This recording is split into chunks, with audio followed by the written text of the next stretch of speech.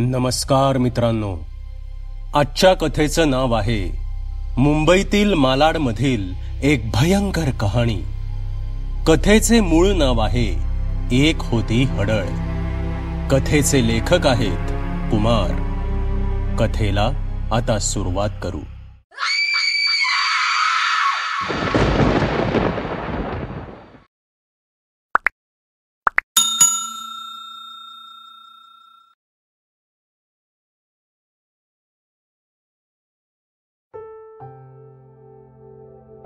हर्षदा आणि रवी ह्यांच्या लग्नाला जेमतेम 3 महिने झाले होते. दोघे एका इव्हेंट पार्टीमध्ये भेटले होते. रवी पेशाने इव्हेंट मॅनेजमेंट कंपनीचा मालक होता आणि हर्षदा मुंबईमध्ये मॉडेल बनायला आली होती.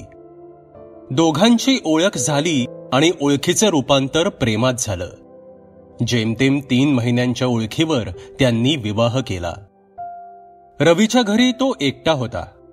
त्याचे आई बाबा दोघे निधन पावले होते. हर्षदाला मॉडेल व्हायचं असल्यानं आणि आई वडील त्याच्या विरुद्ध असल्यानं तिच्या आईबाबांशी तिने नाते तोडले असल्याचे तिने सांगितले होते. त्यामुळे दोघांनी कोर्टात लग्न केलं आणि आपल्या नव्या संसारासाठी त्यांनी आत्ताच तयार झालेल्या एका मोठ्या इमारतीमध्ये घर बुक केलं. तर स्वीटहार्ट, हे आहे आपलं नवं घर. रवी मोकळ्या घरात प्रवेश करत म्हणाला. हो ना, घर तर खूपच छान मिळालं आहे आपल्याला. मला हवी तशी बेडरूमला बाल्कनी पण आहे. आपण इकडे हॉलमध्ये या भिंतीवर एक मोठा टीव्ही लावू आणि त्याच्या समोर एक मोठा सोफा ठेवू. म्हणजे सोफ्यावर बसून आपल्याला मस्त मूव्ही पाहता येईल. ह्या बाल्कनीमध्ये एक टेबल आणि 2 खुर्च्या टाकू. इकडे आपण सकाळचा चहा घेत जाऊ. बेडरूम मध्ये मला 2 कपाटं हवी आहेत. इकडे एक बेड आणि बाथरूम मध्ये एक टब लावून घेऊ. हर्षदा रवीला हे सर्व उत्साहाने सांगत असतानाच रवी दबक्या पावलानं तिच्या जवळ आला आणि तिला हलकेच आपल्या बाहुपाशात ओढलं. अरे रवी, काय करतोयस? कोणीतरी येईल ना, ती त्याला लांब ढकलत म्हणाली. तुझ्या माझ्याशिवाय आता इकडे कोण येणार आहे? असं बोलून त्याने तिला पुन्हा जवळ ओढलं आणि आपले ओठ तिच्या ओठांवर टेकवले.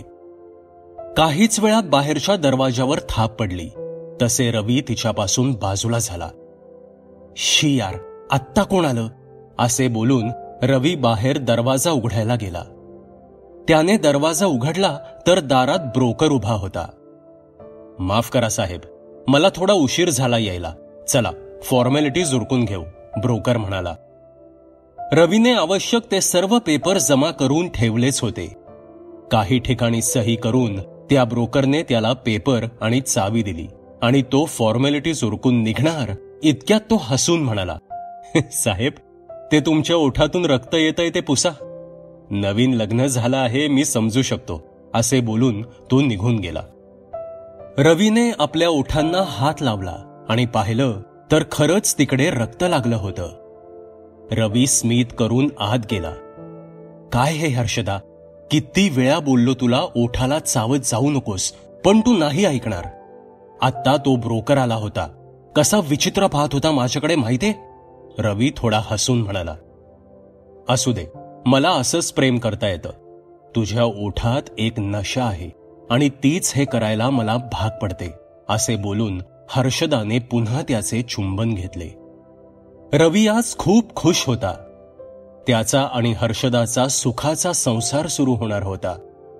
दोघे एका नव्या घरात पदार्पण करून नवीन आयुष्य सुरू करणार होते. रवीने आजचा पूर्ण दिवस हर्षदा सोबत घालवायचा असं ठरवलं. सकाळी ते बाहेर पडले. शॉपिंग करून मूव्ही पाहून ते जेवायला एका रेस्टॉरंटमध्ये गेले. रवी आणि हर्षदाचे बोलणे चालू असताना रवीच्या कानावर एक ओळखीचा आवाज पडला.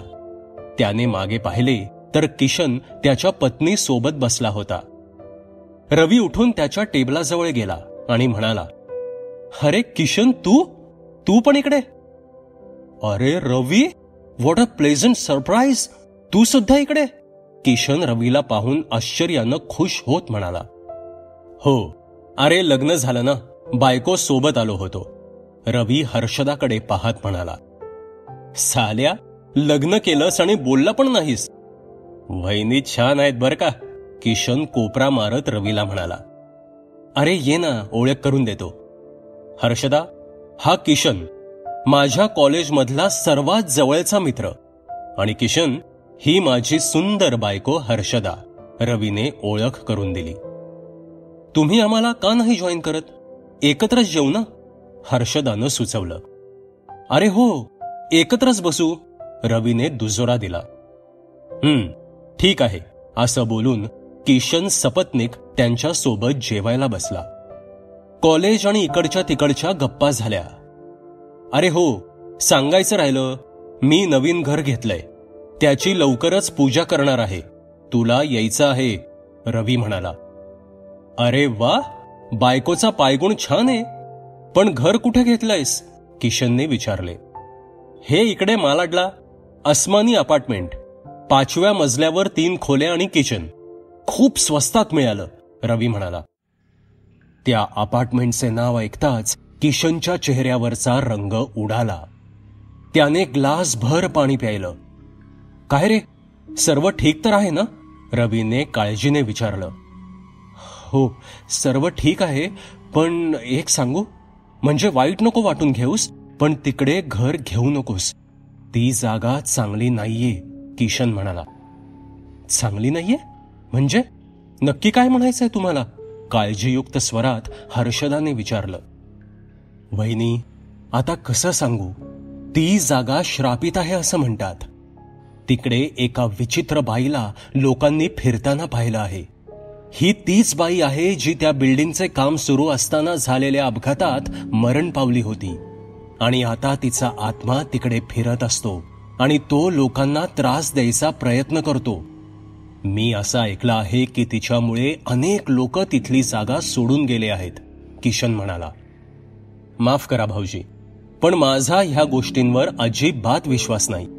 मला माहित आहे असं काही नसतं, उगीच माणसं अफवा पसरवतात, हर्षदा म्हणाली. ठीक आहे, जाऊ दे तो विषय. आता घर घेतलंच आहे ना, पाहू तेव्हा काय होतं ते, रवी म्हणाला. आणि त्यांनी तो दिवस एन्जॉय केला. नव्या घरी सर्व सामान शिफ्ट झालं होतं. काही नवीन सामान सुद्धा त्यांनी घेतलं होतं. 2 दिवसांनी ते नव्या घरी राहायला आले. सुरुवातीचे 2 आठवडे सुखानं गेले. एके रात्री ऑफिसमधलं काम आटपून रवी घरी आला. थकवा आल्यानं त्याला लवकर झोप लागली होती. पण अचानक मध्यरात्री त्याची झोपमोड झाली आणि त्याला जाग आली. त्यानं बाजूला पाहिलं तर हर्षदा त्याच्या शेजारी नव्हती. अचानक त्याला काहीतरी वेगळं जाणवलं. तसे त्याने जीभ आपल्या ओठांवरून फिरवली तसे त्याला तिकडे थोडी जखम झाली असल्याचं जाणवलं. एक मंद स्मित करत तो उठला आणि बाथरूमच्या दिशेने हर्षदाला शोधत गेला. बाथरूमचा दरवाजा उघडा होता, पण आत हर्षदा नव्हती. तो हॉलमध्ये आला. त्याने पाहिले की हर्षदा बाल्कनीमध्ये उभी राहून खाली काहीतरी पाहत आहे. अचानक एक हात तिच्या खांद्यावर पडला. तसे दचकून तिने मागे वळून बघितलं. हो हो, मी आहे, रवी तिला शांत करत म्हणाला. रवी, किती घाबरले मी माहित आहे का, रडवेल्या स्वरात ती म्हणाली.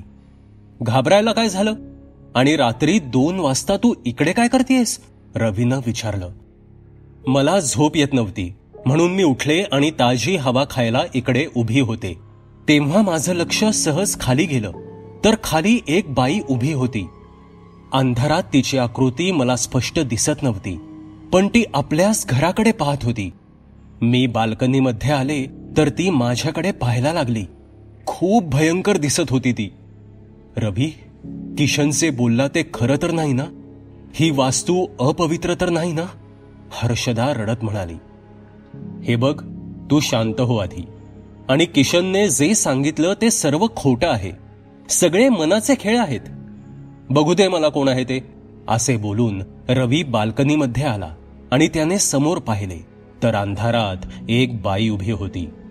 तिचे जटा झालेले केस, पांढरी नेसलेली साडी, त्यावर रक्ताचे डाग, चेहऱ्यावर असंख्य जखमा होत्या. समोरचं दृश्य पाहून रवी सुद्धा घाबरला आणि 2 पावले मागे झाला. गडबडीने त्याने दार लावून घेतले. काय रे, काय झालं? तू असा मागे का आलास?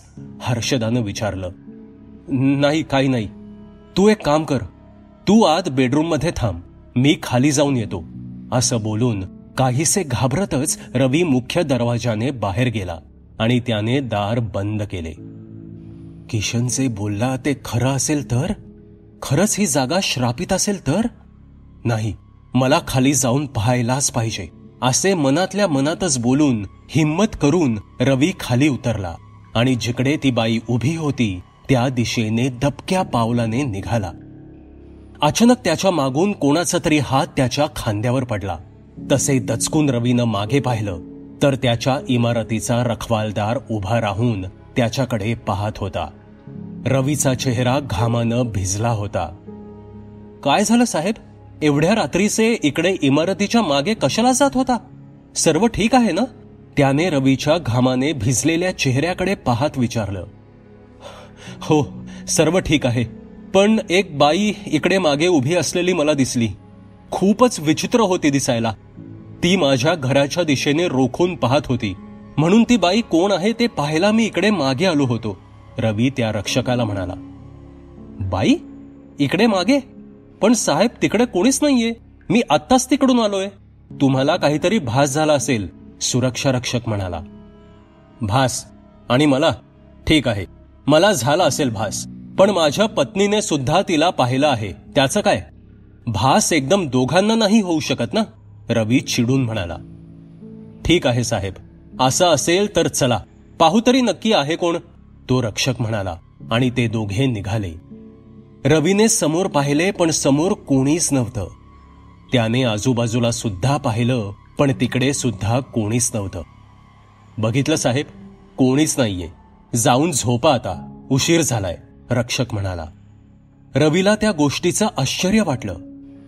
आम्ही यायच्या आत ती निघून गेली असेल असा विचार करत रवी परत जायला निघाला. पण 5-7 पावले चालून गेल्यावर तो पुन्हा मागे वळून त्या रक्षकाजवळ आला. मला एक खरं सांग, इकडे इमारतीचे काम चालू असताना काही अपघात झाला होता का? आणि एका मजूर बाईचा जीव गेला होता का? रवीनं विचारलं. काय? नाही हो साहेब, ह्या इमारतीच्या पायभरणीपासून आत्तापर्यंत मी इकडेच काम करतोय, पण असं काहीच झालेलं नाही. तुम्हाला कोणीतरी चुकीची माहिती दिलीये. अहो, कोणाचं चांगलं झालेलं पाहवत नाही लोकांना, मग अशी काहीतरी बातमी पसरवायची. तुम्ही काळजी करू नका, इकडे असं काहीही झालेलं नाही, तो रक्षक म्हणाला. ठीक आहे, असं बोलून रवी तिथून निघून गेला आणि घरी आला. समजलं का ती कोण होती? हर्षदानं घाबरत रवीला विचारलं. नाही ना, मी गेलो तेव्हा तिकडे कोणीच नव्हतं आणि राखणदार म्हणाला तो पण फिरत होता, पण त्याला आजूबाजूला कोणीच दिसलं नाही, रवी म्हणाला. मग ती गेली कुठे? ती नक्की बाईच होती की किशनने सांगितलं तसं काही? हर्षदा म्हणाली. तिचा घाबरलेला चेहरा पाहून रवीला तिची काळजी वाटली. जाऊ दे, तू नको जास्त लक्ष देऊ त्या गोष्टीकडे, तू फक्त माझ्याकडे बघ, असे बोलून रवीने तिला जवळ ओढले आणि दोघे त्या कामुक भावात एकमेकात गुंतले. ती रात्र सरली. दुसऱ्या दिवशी सकाळी उठून रवी अंघोळीला गेला. जसे त्याच्या पाठीवर आणि छातीवर पाणी पडले तसे त्याला असंख्य वेदना झाल्या. तो कळवळत बाथरूममध्ये असलेल्या आरशासमोर उभा राहिला. त्याच्या छातीवर आणि पाठीवर काहीतरी चावल्याच्या खुणा होत्या. त्याच्या शरीरावर हलक्या प्रमाणात जखमा झाल्या होत्या. कसे बसे त्याने अंघोळ उरकली आणि तो बाहेर आला. तयार होऊन तो जेवणाच्या खोलीमध्ये आला. त्याला आलेले पाहून हर्षदा खुश झाली आणि तिने त्याला येऊन मिठी मारली. जसे तिने मिठी मारली तसे त्याला पुन्हा वेदना जाणवल्या. त्याने हर्षदाला स्वतःपासून दूर लोटलं. काय झालं रवी? तिने त्याच्या वेदनेने भरलेल्या चेहऱ्याकडे पाहत विचारलं. काय झालं? रात्री जरा जास्तच कामुक होऊन मला चावायचं आणि नंतर विचार काय झालं, रवी मंद स्मित करत म्हणाला. ओ, मला माफ कर, मला काही भान उरलं नव्हतं, रडकुंडीला येत हर्षदा म्हणाली. अरे ए वेडाबाई, असे रडका चेहरा नको करूस. मी समजू शकतो, पण उत्तेजनेवर जरा आळा घाल. बाकी ठीक आहे, पण चावू नकोस, रवी म्हणाला आणि त्याने तिला मिठीत घेतलं. रवी आवरून ऑफिसला निघून गेला. आज एका मोठ्या कंपनीचा इव्हेंट त्याच्याकडे आल्याने त्याला यायला उशीर होणार होता आणि तसे त्याने हर्षदाला सांगितले होते. त्या दिवशी त्याला परत घरी यायला साधारण 11:30 वाजले. तो इमारतीच्या गेटजवळ पोहोचला. त्यानं गेट उघडलं आणि तो गाडी आत घेऊन गेला. गाडीचे पार्किंग खाली बेसमेंटमध्ये होते आणि तिकडे एका बाजूला बऱ्यापैकी अंधार होता. त्याने गाडी वळवली आणि बेसमेंटमध्ये गाडी घेऊन तो जाऊ लागला. त्या अंधाऱ्या कोपऱ्यात त्याला कोणाची तरी हालचाल जाणवली, पण त्याने त्या गोष्टीकडे दुर्लक्ष केलं आणि गाडी आपल्या जागेवर लावून बाहेर पडण्यासाठी दार उघडण्याचा प्रयत्न केला, पण दार उघडायचं नाव घेत नव्हतं. त्याने 3-4 वेळा प्रयत्न केला, पण सफल झाला नाही. अचानक त्या अंधारातून एक स्त्री वेगानं बाहेर आली. ती तीच बाई होती जी त्याला आणि हर्षदाला आधी दिसली होती. तिला समोरून असं वेगानं येताना पाहून रवी खूप घाबरला. तो अजून जोरानं दरवाजा उघडण्याचा प्रयत्न करू लागला. ती आता गाडीच्या समोर आली. तिने तिचा रक्ताने बरबटलेला हात त्याच्या गाडीच्या पुढील काचेवर ठेवला आणि गाडीसमोर उभी राहून ती काहीतरी बोलायला लागली. पण गाडीच्या काचा बंद असल्याने रवीला काहीच ऐकू येत नव्हतं. रवी एवढा घाबरला होता की त्याने गाडीमधून मदतीसाठी आवाज द्यायला सुरुवात केली. रवीने गाडीच्या दरवाजाचा नॉब जोरात ओढला, तसे दरवाजा उघडला गेला. रवी घाईने बाहेर पडला आणि पळतच तो लिफ्टच्या दिशेनं निघाला. थांब, तिथेच थांब, मी येतीये. ती खूप भयंकर आहे. इथून निघून जा, तुझा जीव धोक्यात आहे. तिचा तो जाडाभरडा आवाज त्याच्या कानावर पडत होता, पण रवी पळतच होता. कसे बसे तो लिफ्ट जवळ पोहोचला आणि त्याने लिफ्टचे बटन दाबलं. लिफ्ट लगेच उघडली गेली. तसे त्याने आत उडी मारली. दरवाजा बंद होताना ती स्त्री पुन्हा त्याच्या समोर प्रकट झाली, पण लगेच लिफ्टचे दार बंद झाले. पण रवीच्या हृदयाचे ठोके मात्र वाढले होते. तो घराच्या दरवाजासमोर आला आणि एक साथ 3-4 वेळा त्याने बेल वाजवली. बेलचा आवाज ऐकून हर्षदा पळत आली आणि तिने दरवाजा उघडला. समोर रवी उभा होता. तो घामानं भिजून गेला होता. त्याला दम लागला होता. हर्षदाने त्याला पाहिलं आणि तिचे डोळे भीतीने मोठे झाले. रवी, हे काय झालं तुला? ये आत, ये आधी. आधार देत तिने रवीला आत नेले आणि दरवाजा बंद केला. हर्षदाने रवीला पाणी आणून दिलं. तसे त्याने घटा पाणी प्यायलं. काही वेळाने तो थोडा शांत झाला आणि अचानक उठून तो पुन्हा बाल्कनीमध्ये आला. त्याने समोर पाहिलं तर समोर तीच बाई उभी होती आणि ती त्यांच्या घराकडे रोखून पाहत होती. तिला पाहून रवीने घाबरून दरवाजा बंद केला. रवी, काय झालं? सांगणार आहेस का मला? त्या बाईने काही केलं का? बोल ना रवी, हर्षदा रडवेली होत म्हणाली. त्या बाईने माझ्यावर हल्ला करण्याचा प्रयत्न केला, रवी घाबरतच म्हणाला. काय? रवी, आपण इकडे नको राहायला. आपण दुसरीकडे जाऊ. आज हल्ला केलाय, उद्या खरंच तुला काही झालं तर? हर्षदा रवीच्या गळ्यात पडत म्हणाली. अगं वेडाबाई, रडतेस काय? माझ्यावर हल्ला झाला आहे, पण मी सुखरूप आहे ना, रवी तिच्या पाठीवर हात फिरवत म्हणाला. तसे त्याला तिची पाठ काहीतरी वेगळी जाणवली. असं वाटलं की तिच्या पाठीवर कुबड आलं आहे, पण त्याने पुन्हा हात फिरवला तसे त्याला काही जाणवले नाही. रवी, तुला काही झालं तर मी कशी जगू? हर्षदा म्हणाली. मला काही होणार नाही आणि त्या बाईचा इलाज आपण लवकरच करू, रवी म्हणाला आणि मागे वळला. तसे आरशात त्याला एक जख्ख भयंकर म्हातारी उभी असलेली दिसली. तसे झरकन वळून त्याने पुन्हा मागे पाहिले, पण तिथे फक्त हर्षदाच होती. काय झालं रवी? असं एकदम का दचकलास? हर्षदाने घाबरतच विचारलं. नाही, काही नाही, रवी म्हणाला. ती बाई दिसल्यापासून असे विचित्र भास का होत आहेत मला? रवी मनातल्या मनात चिंतेने पुटपुटला. तू फ्रेश होऊन ये, मी जेवण गरम करते, हर्षदा म्हणाली आणि ती किचनमध्ये निघून गेली. काहीच वेळात त्यांचे जेवण उरकले आणि दोघे निद्रादेवीच्या अधीन झाले. काही वेळ गेला. तुझा जीव धोक्यात आहे, इथून निघून जा, ती खूप भयंकर आहे. तोच आवाज, तीच वाक्य रवीच्या कानात पुन्हा घुमली आणि त्याला अचानक जाग आली. त्याने बाजूला पाहिलं तर हर्षदा जागेवर नव्हती. तो खोलीच्या बाहेर आला आणि त्याने पाहिलं की हर्षदा पुन्हा बाल्कनीमध्ये उभी आहे. हर्षदा, तू आज पुन्हा इकडे काय करतेस? मागून आवाज देत रवी तिच्या दिशेनं आला. काही नाही, झोप येत नव्हती म्हणून बाहेर आले. बाहेर किती छान गारवा पसरलाय ना, असे बोलून तिने आपले दोन्ही हात रवीच्या गळ्यात गुंफले आणि त्याच्या जवळ जाऊ लागली. तसे रवीने तिला बाजूला केले. हर्षदा, आज नको प्लीज, मला थोडं टेन्शन आलं आहे. त्या बाईने हल्ला केल्यापासून सगळं विचित्र वाटतंय. काय चाललंय काहीच कळत नाहीये. रवी तिकडे खुर्चीवर बसत म्हणाला. म्हणजे? हर्षदाने विचारले. म्हणजे मला समजत नाहीये की माझ्या बरोबर नक्की काय होतंय. काही वेळेस माझी नजर काहीतरी वेगळंच पाहते, पण असतं काहीतरी वेगळंच. रवी डोक्याला हात लावत म्हणाला.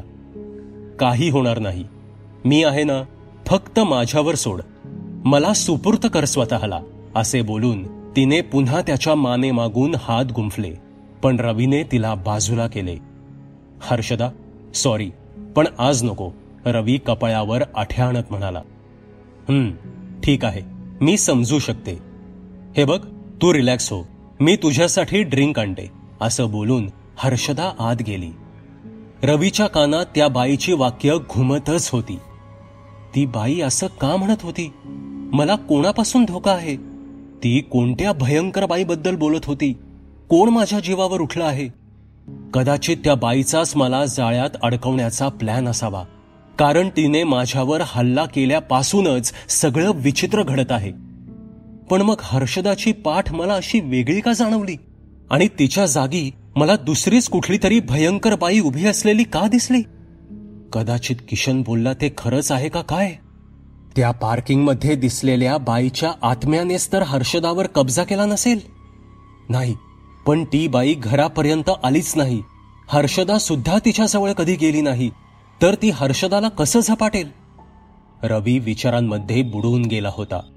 तेवढ्यात एक आवाज त्याच्या कानाजवळ आला आणि त्याची तंद्री भंग पावली. त्याच्या समोर ड्रिंकचे ग्लास घेऊन हर्षदा उभी होती. त्याने 2 घोटात ते ड्रिंक संपवलं आणि हळूहळू त्याचे डोळे जड झाले. काही वेळ गेला आणि सकाळ झाली. सकाळी जेव्हा त्याला जाग आली तेव्हा तो त्याच्या बेडवर होता आणि हर्षदा त्याच्याकडे पाहत होती. उठलास? आता बरं वाटतंय का? तिने हसत विचारलं. हो, पण मी तर बाल्कनीमध्ये होतो ना, रवी उठत म्हणाला. हो, तुला तिकडेच झोप लागली होती, पण मीच तुला उठवलं आणि आधार दे तिकडे आणलं आणि इकडे झोपवलं, हर्षदा हसत म्हणाली. हर्षू, आज मी ऑफिसला नाही जात. आज आपण बाहेर जाऊ. तू तयार हो आणि मग निघू, रवी म्हणाला आणि तो बाथरूम मध्ये निघून गेला आणि दारामागून तो बाहेर पाहू लागला. हर्षदा उठली. तिने आपले केस नीट बांधले आणि बिछाना नीट केला. नाही, मी उगीच संशय घेतला. हर्षदा तर ठीक आहे, असे स्वतःशीच बोलून त्याने दार लावले. दोघे तयार झाले आणि घराबाहेर पडले. खाली पोचल्यावर रवीला आठवलं की त्याने गाडीची चावीच घेतलेली नाही. अरे, मी चावीच विसरलो. तू इकडेच थांब, मी चावी घेऊन येतो, असे बोलून रवी आत गेला. हर्षदा बाहेर उभी राहून त्याची वाट पाहत होती. तेवढ्यात 2 माणसे मोठा आरसा घेऊन तिच्या समोर आले. मॅडम, इकडे शिंदे कुठे राहतात? त्यातील एकाने हर्षदाला विचारलं. मला माहित नाही, आम्ही नवीनच आलो आहोत इथे, हर्षदाने उत्तर दिले. इकडे चावी घेऊन रवी बाहेर येत असताना त्याने पाहिलं की हर्षदा 2 माणसांशी बोलत आहे आणि त्यांच्या हातात एक मोठा आरसा आहे आणि त्या आरशात हर्षदा जिथे उभी आहे त्या जागेवर तिच्या ऐवजी एक जख्ख भयंकर दिसणारी म्हातारी उभी आहे. ती म्हातारी अगदी तशीच होती जी त्याला त्याच्या घरी आधी दिसली होती. रवीचे डोळे भीतीने मोठे झाले. रवी पुन्हा त्या विचारांमध्ये बुडून गेला. इतक्यात त्याला हर्षदाने आवाज दिला, रवी, काय झालं? चावी मिळाली ना? मग चल ना. हो चल, असे बोलून ते निघाले. त्याने जे काही पाहिलं त्यावर त्याचा विश्वास बसत नव्हता, पण त्याच्या डोळ्यांनी जे पाहिलं ते नाकारणं शक्य नव्हतं. आधी सुद्धा त्याला असाच भास झाला होता. हे नक्कीच काहीतरी वेगळं आहे ह्याची रवीला शंका आली होती. हर्षदा, आज गाडी तू चालवशील? मला ना खूप कंटाळा आला आहे ड्राईव्ह करायचा, रवी म्हणाला. ठीक आहे, असे म्हणत हर्षदा गाडीमध्ये बसली आणि तिने आधी आरसा नीट केला.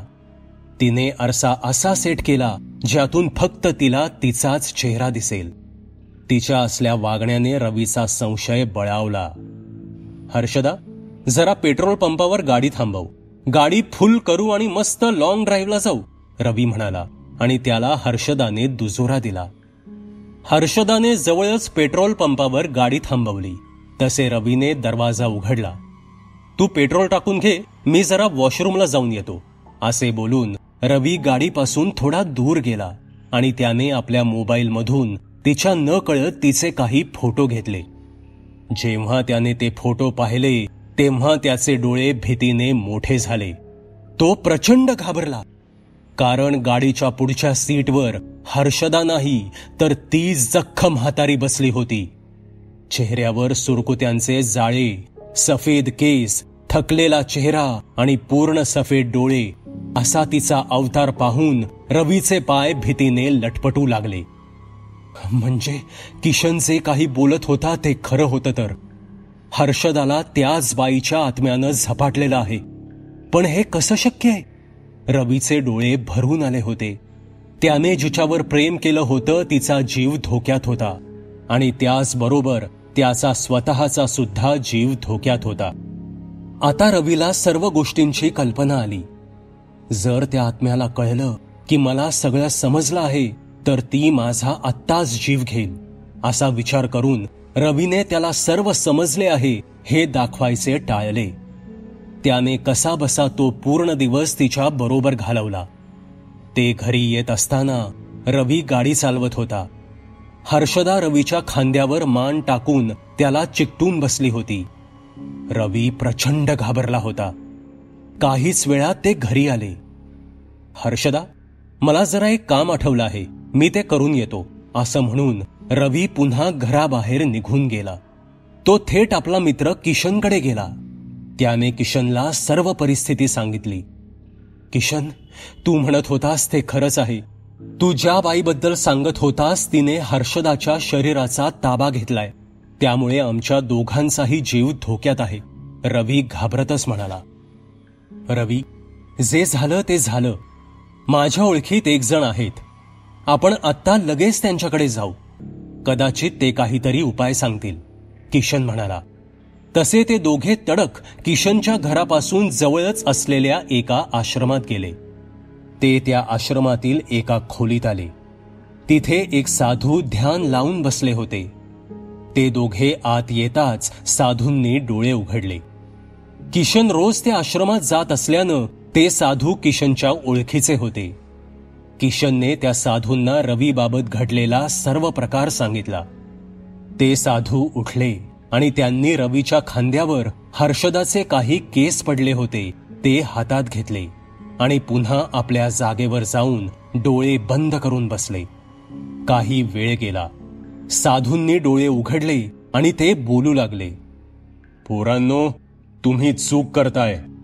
तिला ओळखण्यात तुमची चूक होतीये. रवी, तुझ्या बायकोला कोणीही झपाटलेलं नाही, तर ती स्वतःच एक भयंकर हडळ आहे. तिने तिच्या सौंदर्याने अनेक मुलांना आपल्या जाळ्यात अडकवलं आहे. त्यांचे रक्त पिऊन ती तिचे तारुण्य टिकवून आहे.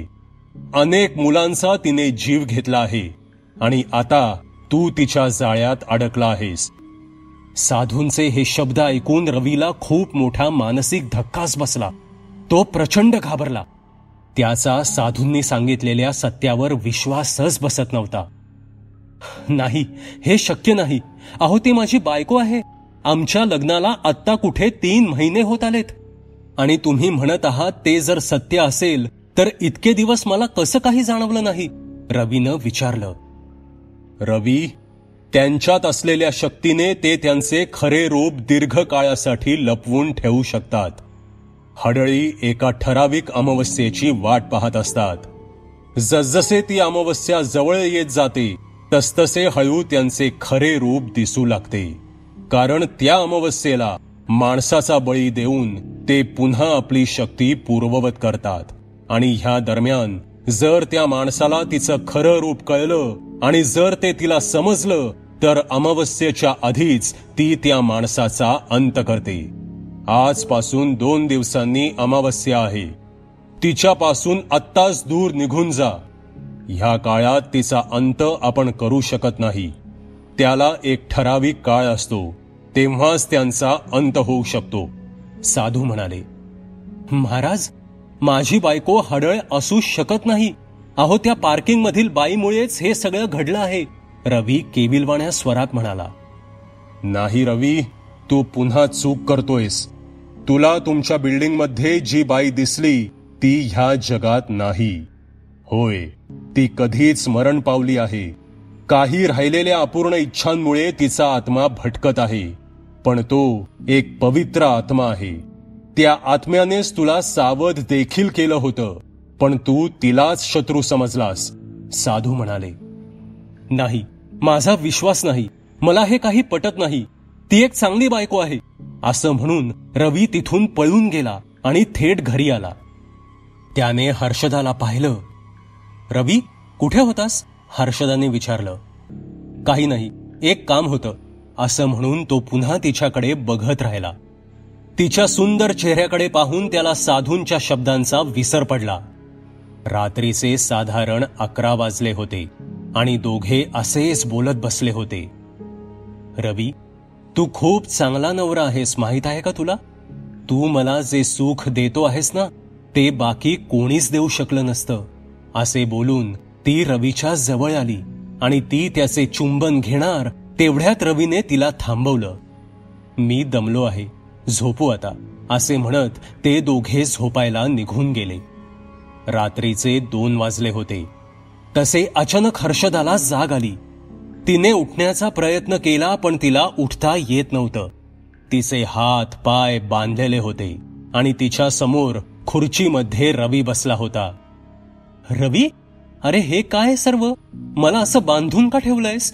स्वतःला सोडवण्याचा प्रयत्न करत हर्षदा म्हणाली. तुला सोडू म्हणजे तू मला मारशील? तू काय मला मूर्ख समजतेस का? रवी थंड स्वरात म्हणाला. तू काय बोलतोयस? तुझं तुला तरी समजतंय का? मला सोड रवी, मला त्रास होतोय. हर्षदा स्वतःच्या हाताला हिसके देत म्हणाली. तुला सोडू? अगं, तू मनुष्यच नाहीस, तू तर एक हडळ आहेस. हे बघ पुरावे. असे बोलून रवीने पेट्रोल पंपावर काढलेले फोटो तिला दाखवले. म्हणजे तुला सत्य समजलं तर चला, बरंच झालं. तसेही तुझे थोडे थोडे रक्त पिण्याचा कंटाळा आला होता. रोज तुझे थोडे थोडे रक्त मी तुझ्या ओठातून किंवा तुझ्या सोबत शय्या सुख घेताना प्राशन करत होते, पण त्याने माझे तसेही भागले नसते. माझ्या सौंदर्यामुळे लोक माझ्यावर भुलतात आणि मी त्यांच्या सोबत राहून त्यांचे रक्त पिऊन माझे सौंदर्य, आयुष्य आणि जवानी कायम राखते. अनेक पुरुष माझे शिकार झाले आहेत, पण कोणी मला अजूनपर्यंत ओळखलं नव्हतं. ह्यावेळी त्या खालच्या बाईनं घात केला. तिनं मला ओळखलं आणि तुला सावध केलं. हर्षदा म्हणाली. तिने केलंच, पण तुझे प्रतिबिंब मी आरशात सुद्धा पाहिलं होतं. त्यामध्ये तुझं खरं रूप समोर आलं. आता मरणाला तयार हो. असं बोलून रवीने तिच्यावर सुरा उगारला आणि त्याने तिच्यावर वार केला, पण तिला काहीच झालं नाही. मला खरंच काही होईल असं वाटतं तुला? अरे, मी माणूसच नाही तर मला काय होणार? मी हडळ आहे, हडळ. जोर जोरात हसत ती म्हणाली. तिने जोर लावून ती दोरी तोडली आणि एका हाताने रवीची मान पकडून बेडच्या कोपऱ्यावर त्याचे डोके आपटले. तसे रक्ताची एक धार निघाली. तिने आपली लपलपणारी जीभ बाहेर काढली आणि ते रक्त चाटून घेतलं. रवीची शुद्ध हरपली. तिने रवीच्या हातून तो सुरा घेतला आणि अलगद त्याच्या मानेवर फिरवला आणि त्याच्या मानेतून निघणारे रक्त ती चाटू लागली. तिचा चेहरा रवीच्या रक्तानं भरला होता आणि आपले लाल दात विचकवत ती रवीच्या मृत कलेवराकडे पाहत स्मित करत घरातून निघून गेली, कदाचित पुढील शिकारीसाठी. मित्रांनो, तुम्हाला ही कथा कशी वाटली ते कॉमेंटमध्ये नक्की सांगा. पुन्हा भेटूयात अशाच एका भयकथेसोबत. धन्यवाद. सबस्क्राईब करा एटी स्टोरी टेलर चॅनलला आणि बेल आयकन दाबून ऑलवर क्लिक करा आमचे व्हिडिओज सगळ्यात आधी बघण्यासाठी.